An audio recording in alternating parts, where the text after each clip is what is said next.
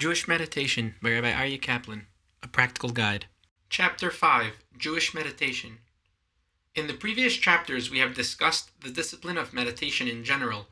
Before we can understand Jewish meditation, we must first have a good idea of the nature of meditation in its broadest sense. The phenomenology and psychology of Jewish meditation are not particularly different from those of other systems. The goals and results, however, are often very different.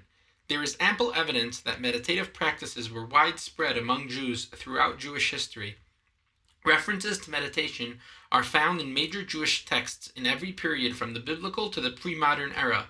One reason that this has not been universally recognized is that the vocabulary of meditation has been lost to a large degree, especially during the last century. Until the rise of the Jewish Enlightenment, mysticism and intellectualism had equal status within Judaism. The ostensible goal of the Enlightenment, however, was to raise the intellectual level of Judaism, and positive as this may have been, it was often done at the expense of other Jewish values. The first values to fall by the wayside were Jewish mysticism in general, and meditation in particular. Anything that touched upon the mystical was denigrated as superstition and occultism, and was deemed unworthy of serious study.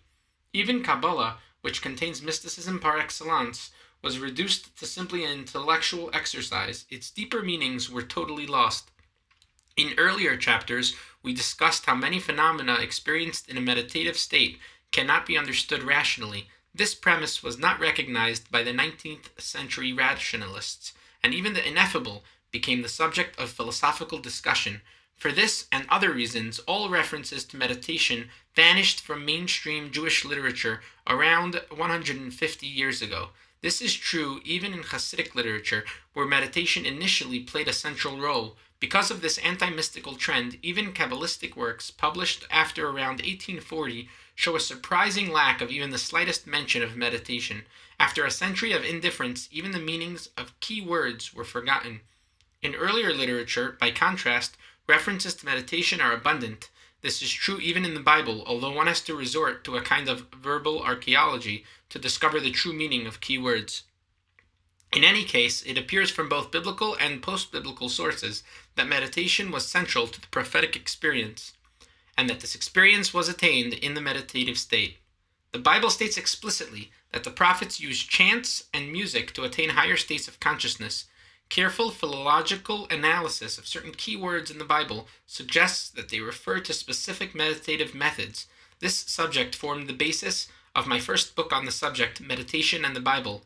However, since the discussion consists largely of analysis of Hebrew words, it is beyond the scope of this book.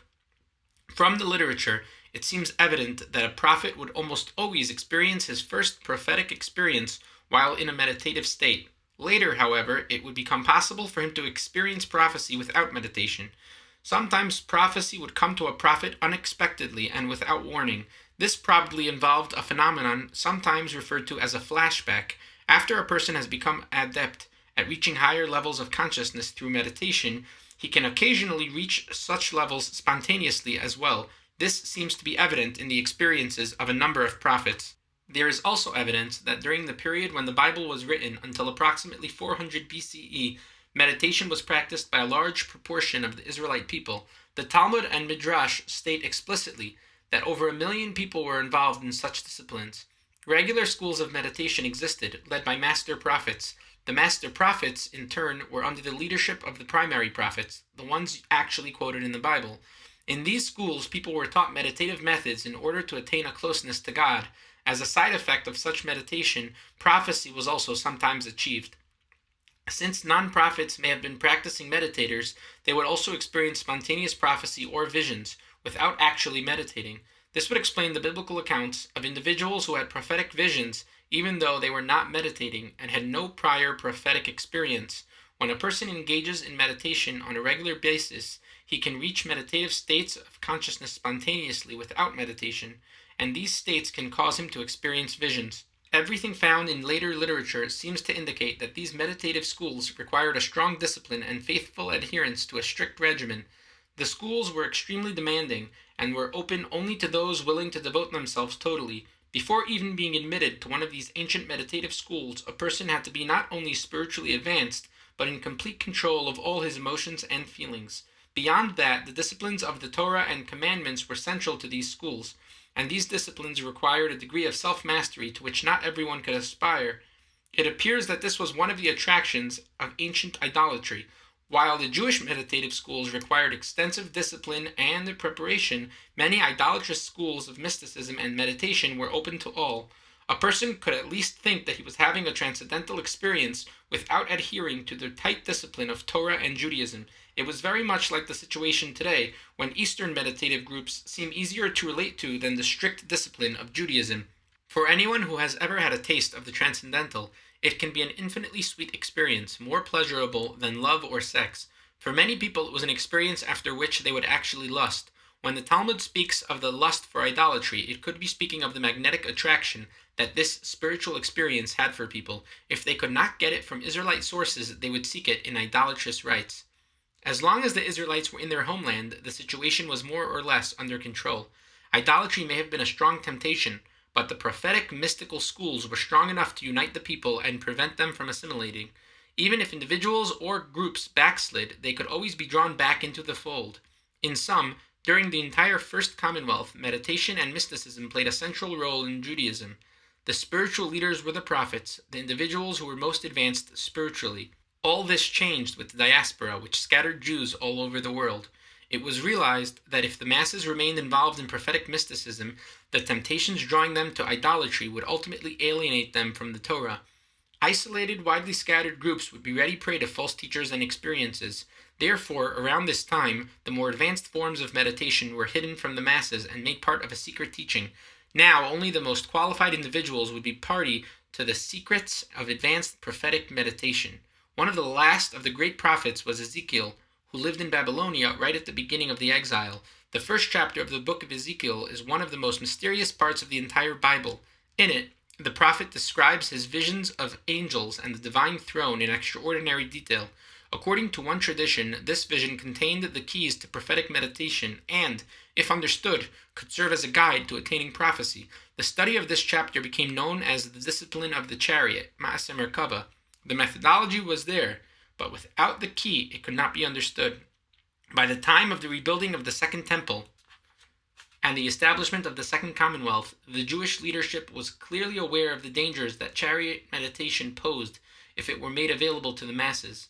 First, without adequate teachers and masters, Jews living in the diaspora would pervert the methods or use them for the wrong ends. This, in turn, could lead to the splintering of Judaism into rival sects or to the establishment of religions alien to Judaism. The net result would be the disunification of the Jewish people. Second, as discussed earlier, Jewish meditation was an extremely difficult discipline, which required years of preparation. If it were an accepted part of Judaism, it was feared that Jews would become frustrated by the difficulties of practicing it and be tempted to try non-Jewish forms of meditation. This, in turn, could lead them to idolatry and assimilation. Idolatry had been enough of a problem during the First Commonwealth, when all the Israelites were in their homeland. Now, in the diaspora, there was a distinct danger that it would lead to the destruction of the entire nation. Therefore, the Jewish leadership made a very difficult decision.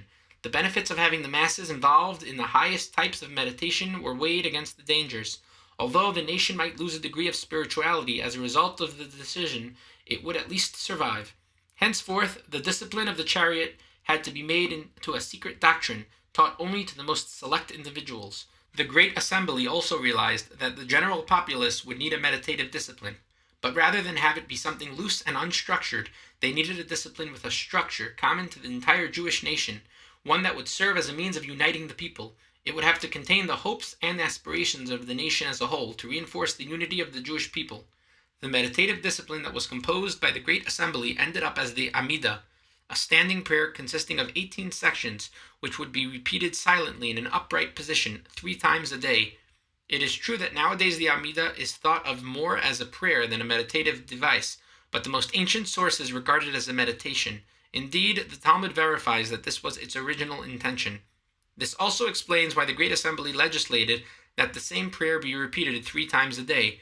People often complain that saying the same prayer over and over is tedious and uninspiring. For anyone familiar with mantra meditation, however, the opposite is true. All types of mantra meditation involve repetition. In mantra meditation, the device repeated is a word or a phrase, and it can be repeated over and over for weeks, months, or even years on end. The Amida was meant to be repeated 3 times every day from childhood on, and essentially the same formula would be said for an entire lifetime. The Amida could therefore be looked upon as one long mantra. In many ways, it has the same effects as a mantra, lifting the individual to a high meditative level of consciousness. As we shall, there is an entire literature that describes how the Amida can be used in this manner, but most important, there is ample evidence that it was originally composed as the common form of meditation to be used by the entire Jewish nation. From Talmudic times through the Middle Ages, an extensive literature dealing with Jewish meditation was written. Virtually every method found in general meditation can be found in ancient Jewish texts, as well as a number of methods that are found nowhere else. Indeed, a comparative study of meditative methods shows that the Jewish system may have been among the most advanced in the world. The Talmud speaks at length of meditation and meditative experiences, referring to it as the discipline of the Chariot or entering paradise. There are numerous anecdotes about Talmudic sages, such as Rabbi Yochanan ben Zakkai and Rabbi Akiva, engaging in these practices. The Talmud also says that the original saints, Hasidim Rishonim, spent an hour reciting the Amida. The context shows that it is speaking of a meditative rather than a worship experience. However, since meditation had become a secret doctrine within Judaism by Talmudic times, everything is couched in illusion and allegory. Only to one who is aware of the methods do the accounts even begin to make sense. There were 2 major works on meditation that were most probably published during the Talmudic period, around 100 through 500 CE. The first is the Sefer Yetzirah, the Book of Creation. This is the most enigmatic text on Jewish mysticism. Over 100 commentaries have been written on this text in an effort to unravel its mysteries, but they all tend to read their own systems into the text rather than extract its message. Careful analysis of the text, however, shows it to be an extremely advanced work on meditation. Another important text from this period is a Chaloth Rabbathi, Greater Book of the Divine Chambers. This is a primary text on Merkava mysticism, which describes some of the techniques used in the discipline of the Chariot. This work is fairly explicit, but even here, unless one is familiar with meditative techniques, the text is largely opaque. In the Middle Ages, meditation was a well-known technique and was discussed at length by the Jewish philosophers, especially in connection with prophecy. Such Jewish philosophers as Maimonides and Gersonides analyzed the meditative state in depth, contrasting the visions that one has in a meditative state with those in a dream state. The way it is discussed suggests that meditation was considered an integral part of Judaism. Among Jewish mystics and Kabbalists, it was evident that meditation played a key role. A great deal was written during this period about experiences that one could have in the meditative state, and how one's vision and state of consciousness could be altered. Techniques were alluded to, but always in veiled hints, as if this teaching was bound to remain an oral tradition, never to be put in writing. With one exception, we are left with tantalizing allusions, but no clear facts. The one individual who broke the rule of secrecy was Abraham Abulafia, 1240 to 1296. He was a highly controversial figure for many reasons, not the least being the fact that he felt he was destined to be either a messianic figure or a harbinger of the Messiah. But, as he states explicitly in his works, he was the first to put the methods of Kabbalah meditation into writing. Although he was criticized in his time, later Kabbalists recognized that the methods he describes represent the true tradition of prophetic Kabbalism. Soon after Abulafia's time, an event was to occur that would eclipse meditation as the focus of Kabbalah. This was the publication of the Zohar in the 1290s. Although this mystical work contains many allusions to meditative methods, it does not speak explicitly about meditation, but the spiritual systems described by the Zohar are so complex that it would take a lifetime to understand them, and this is exactly what happened. With the publication of the Zohar, Kabbalah entered a new era. Besides reaching mystical states and higher states of consciousness, Kabbalists now had a new goal, namely to understand the Zohar. This made Kabbalah into an academic discipline as well as a mystical one. One begins to find more and more books published on Kabbalah that regard it as a philosophy rather than as an experience. Indeed, by the 15th century, it was virtually impossible to write a book on Jewish philosophy without referring to the Kabbalah. The mystical element, however, was still very important. Kabbalah study reached its zenith in the famed community of Safed, the city of saints and mystics. Foremost among the Safed Kabbalists was Rabbi Isaac Luria, 1534 to 1572, usually referred to as the Aryeh. He was so spiritually sensitive that he became a legend in his own lifetime, but his main accomplishment was the vast body of Kabbalistic literature that he bequeathed to the world. The Aryeh unraveled the mystery of the Zohar, showing how its system could form the basis of a meditative discipline. Beyond that, he left a system of Kabbalah that is one of the most complex intellectual systems devised by man. This, in turn, had the effect of further intellectualizing Kabbalah, making the mystical realm every bit as stimulating and fascinating as philosophy or Talmud. Thus, Kabbalah gained status as an intellectual discipline in its own right. The works of Kabbalists in the 17th and 18th centuries took their place as some of the most profound, complex, and challenging Judaic works ever written. But this phenomenon also had the effect of reducing the importance of meditation, even among Jewish mystics. For many, Jewish mysticism and Kabbalah had become an intellectual exercise and nothing more. There was yet another influence that downgraded the importance of Kabbalah in this period. This was the reaction to the false messiah, Sabbatai Tzvi, 1626 through 1676. This charismatic individual twisted the teachings of Kabbalah and used it to support his warped messianic claims. His career ended when he was challenged by the Turkish Sultan. He chose to convert to Islam rather than suffer martyrdom, leaving thousands of his followers totally disillusioned. The false messiah gave mysticism a bad name and brought about the eclipse of Jewish mysticism and meditation for almost a century. A renaissance of Jewish mysticism occurred in the middle of the 18th century under the leadership of the famed Rabbi Israel, known as the Baal Shem Tov, 1698 through 1760. The Hasidic movement, which he founded, was based on mysticism, and meditative exercises were central to the movement. An important early Hasidic technique involved using the daily service as a meditative exercise. Not only did the Hasidic movement bring meditation back into Judaism, but it infused the Jewish community with new energy and commitment as well. Still, the established Jewish community saw the embryonic Hasidic movement as a threat. Since it had adopted unique and distinctive practices, many Jewish leaders felt that the movement could become a cult. It was also felt that the movement was too closely associated with a single personality, a trait reminiscent of the Sabbatai Tzvi fiasco. A powerful opposition to Hasidism arose, going so far as to excommunicate the entire movement.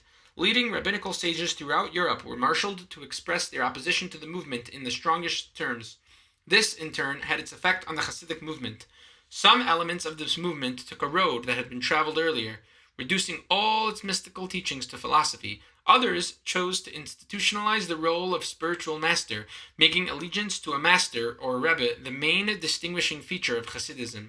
During the first 3 generations of Hasidism, there was hardly a published work on the subject that did not contain some mention of meditation and the mystical experience. In later works, however, mysticism is notably lacking. Indeed, in many areas after 1850, the Hasidic movement developed a strong anti-mystical trend.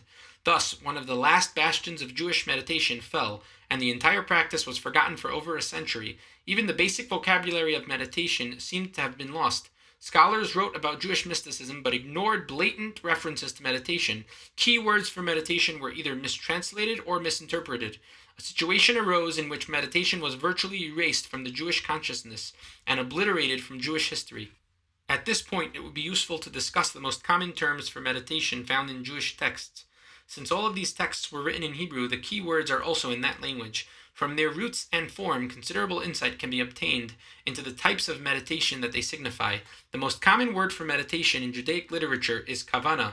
This word is translated as concentration, or feeling, or devotion. In context, the literature speaks of worshipping with Kavana, or maintaining Kavana, while performing a sacred act. However, looking at the origin of the word Kavana, we immediately see that it comes from the Hebrew root kaven, which means to aim. Therefore, Kavana denotes aiming consciousness toward a certain goal. The most apt translation is directed consciousness. Earlier, we defined meditation as controlled thinking. In this sense, Kavana would be the most generic Hebrew term for meditation. The word Kavana is most often used in relation to prayer or worship. In Judaism, as we shall see, the line between worship and meditation is often a very fine one. Many elements of the worship service are specifically designed to be used as meditations to reach higher states of consciousness. We have discussed this usage with regard to the Amidah, but it is also true of a number of other prayers. When one has Kavana in worship, one is allowing the words of the service to direct one's consciousness. The mind is brought to the state of consciousness defined by the prayer one is reciting. In this respect, the prayer is used to direct the consciousness. The word Kavana is also associated with various actions, especially those involving fulfillment of the commandments or rituals. Here too, Kavana denotes clearing the mind of extraneous thought and concentrating totally on the action at hand. The act itself becomes the means through which the person's consciousness is directed. In addition to the general concept of Kavana, various Jewish devotional works, especially those of a Kabbalistic nature, contain collections of specific Kavana meditations, or Kavanoth, for various rituals. These Kavanoth are used to direct the mind along the inner paths defined by the esoteric meaning of the ritual. Another important Hebrew term associated with meditation is hitbonenuth. Translated literally, this word means self-understanding. It reflects a somewhat different type of meditation. Normally, we look at things dispassionately and objectively. I may look at a leaf and even examine it very closely, but it does not affect me in any way. I am exactly the same person after as I was before. It does not change my state of consciousness at all. My mind is the same looking at the leaf as it would be otherwise. However, I may also look at the leaf with the aim of using it to attain a higher level of consciousness or a greater degree of self-awareness. I would then be using the leaf as a means to achieve self-understanding, or hitbonenuth. The great Jewish philosopher Moses Maimonides, 1135 through 1204, speaks about using hitbonenuth meditation while contemplating God's creation. One can achieve a profound love for God through such contemplation. This is effective precisely because it is not merely a simple contemplation of various aspects of God's creation, but is understanding oneself as part of this creation. Where one sees God's creation and understands one's own role as part of it, one can develop a deep and lasting love for God. Who has not gone out into the fields on a clear night and gazed at the stars, yearning to unlock their secret? One thinks about the vast, unfathomable reaches of the universe and stands in rapt awe. For many people, this in itself can be a religious experience. It is an experience that can bring a person to feel a profound humility before the infinite vastness of the universe. The next step is to go beyond the physical and contemplate the fact that this vast universe, with all its countless stars and galaxies, was all created by God. One ponders the fact that one ineffable being created everything. We realize how different this being must be from us, and yet we feel a certain closeness. The final step is hitbonenuth, understanding oneself in the light of this vast creation. At this level, one asks the questions: if God created this vast universe, then who am I? How do I fit into all of this? At the same time, one may feel privileged that God allows us to have a direct relationship with Him. Imagine that the creator of all the stars and galaxies deigns to listen to me. Not only that, but He is concerned about me. Realizing God's greatness and at the same time contemplating the closeness to Him that He allows us to enjoy is precisely what can bring a person to profound love for God. The psalmist expressed this when he said, "I look at your heavens, the work of your fingers, the moon and stars that you have established. What is man that you have remembered him, a son of Adam that you even consider him? Yet you have made him a little less than divine. You have adorned him with glory and honor. You made him master over all your creations and placed everything under his feet." Psalms 8, 4-6. We realize how insignificant we should be in God's eye, and yet how significant we really are. Hitbonenuth meditation can be focused on anything: a stone, a leaf, a flower, or an idea. One allows the subject to fill the mind and then uses it as a means to understand the self. It is a type of mirror in which one can see oneself in the light of true reality. Using this mirror, one can see the divine within oneself. Indeed, this may be the mirror of prophecy, described in the Talmud. When one looks into this mirror and sees the divine within oneself, one can also communicate with the divine. The final important Hebrew word for meditation is hitbodenuth. This is the most specific term for meditation, and one that was used as early as the 10th century. Literally, the word means self-isolation, and for this reason, the term escaped the notice of many students of Jewish mysticism. Many scholars have translated hitbodenuth simply as seclusion or isolation, not realizing that it refers to meditation. The key to this term is to be found in a text by Moses Maimonides' son, Abraham. He writes that there are two types of isolation: external self-isolation and internal self-isolation. External self-isolation simply involves being alone physically, going off to fields, woods, or caves, anywhere away from other people. This, however, is only the first step. External self-isolation is the doorway to internal self-isolation. Internal self-isolation consists in isolating the mind from all outward sensation, and then even from thought itself. From what one reads in most non-Jewish classical texts, this is what is usually defined as the meditative state.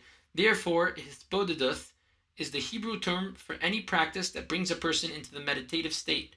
It is a state in which the mind is isolated, standing alone without any sensation or thought. It is known that sensory deprivation can help a person attain higher states of consciousness. Indeed, there are places in large cities where a person can buy time in a sensory deprivation chamber. In such a perfectly dark, soundproof chamber, one floats in a dense liquid at body temperature. Cut off completely from all outward stimuli, the mind can go off totally on its own and float toward higher states of consciousness. True meditation, however, does not require a sensory deprivation chamber. Rather, by using a meditative practice, one can blank out all outside stimuli at will. At the same time, one also blanks out all the extraneous thought, filling the mind with the subject of one's meditation. This is hitbodeduth, self-isolation in a meditative sense. Vocabulary is very important, since without it, one can read a Hebrew meditative text and not even be aware of the nature of the subject. One reason that people were unaware of the importance and influence of meditation in Judaism is that they were incorrectly translating key words in the most important texts. The general impression one gains from studying these texts is not only that meditation was practiced by Jews, but that for quite a number of centuries it was a very important ingredient of Judaism. Clearly, Jewish meditation has been part and parcel of Judaism throughout the ages.